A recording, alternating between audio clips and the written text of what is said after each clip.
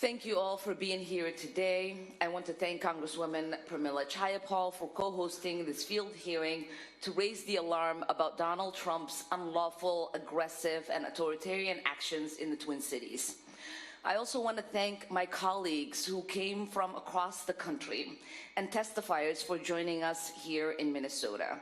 What we are witnessing right now is unprecedented. There is no modern precedent for this level of federal overreach, violence, lawlessness carried out in the name of immigration enforcement. This is not routine enforcement. This is not about public safety. This is not even about immigration. This is about political retribution. The president said it himself this week.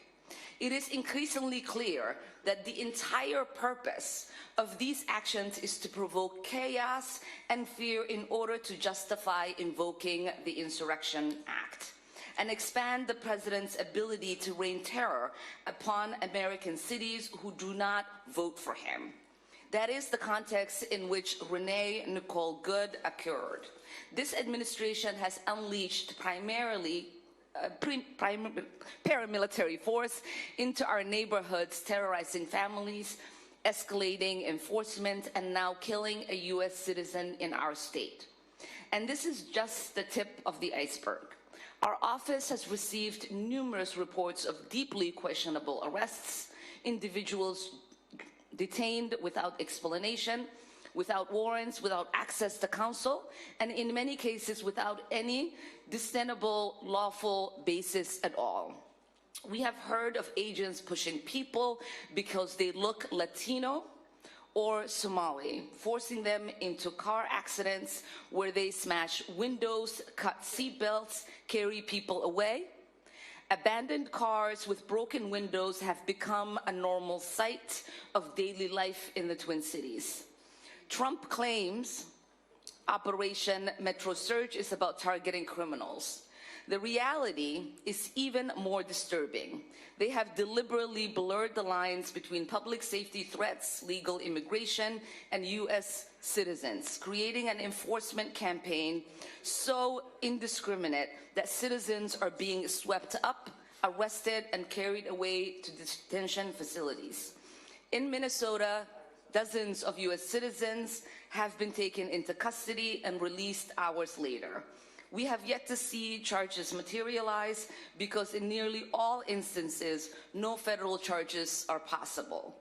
Similarly, this administration has worked to reduce any semblance of due process, sending people out of state, specifically to prevent access to legal representation, separating them from their family, counsel, and open removal processes for refugees with no legitimate legal basis.